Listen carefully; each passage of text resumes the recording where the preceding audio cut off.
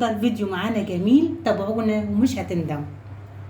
قبل كل حاجه هنعصج اللحمه. ادي شويه من الزيت، البصل تشويحه، مش هنحمره، تشويحه يا دوبك البصله تتدبل. هننزل باللحمه المفرومه. على ما نعصج اللحمه هنعمل مع بعض كباب الحله. هننزل بشويه زيت، الدهن الضاني، شوحنا حته الدهن، هننزل باللحمه على طول مكعبات كده.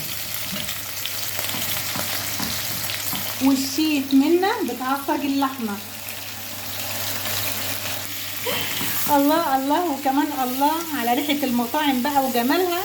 ورجعنا لكم تاني من جديد، دعواتكم معانا. وحشتوني جدا جدا بجد والله بامانه. اتشوحت جميل كده وريحتها حلوه قوي قوي ما اقولكوش. هننزل بالبصلتين الكبار، واو، السبع بهارات،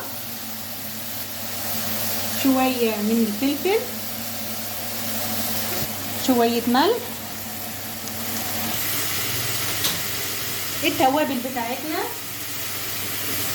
شويه من الكمون، شويه من الفلفل،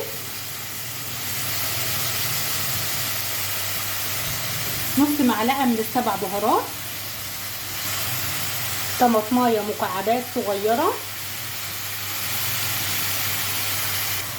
شايفين كله على بعض، والالوان الحلوه دي دخلت مع بعض، والتوابل مديه ريحه ومنتهى الجمال ما شاء الله. هننزل بكوبايتين ميه.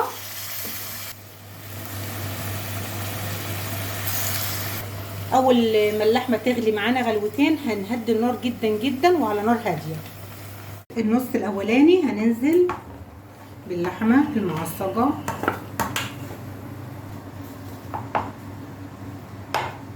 خلاص.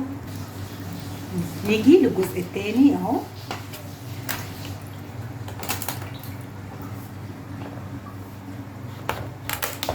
نعمل مع بعض شويه شوربه لسان عصفور بالخضار. ادي حمرنا شويه لسان عصفور، حطينا هنا معلقه زبده كبيره. هننزل بالبصله المبشوره،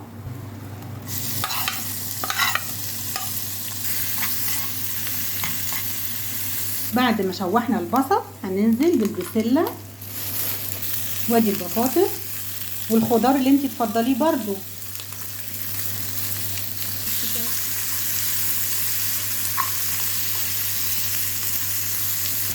شويه من الفلفل، شويه من الكمون، ما نكترش، حبه هنا واحده كده، وورق لورا. الشوربه دي خفيفه وجميله علشان معموله بزبده. التشويحه الحلوه دي كلها كده مع بعض. ننزل الخضار في لسان العصفور على طول. شويه من الشوربه كده اهو. بنستفيد من كل حاجه. شوربه في الطاسه كده على طول. شويه مرق الدجاج كده حلوه.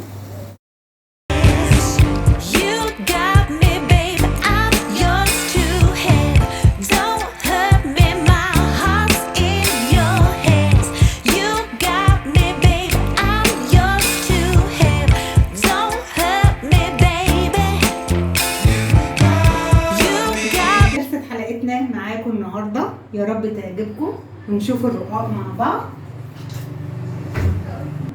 طبعا الرقاق بيتكلم عن نفسه، والسمنه البلدي في منتهى الجمال فيه اهو. اوعوا تنسوا اللايك والشير والاشتراك في القناه. اشوفكم بكل خير يا رب. باي.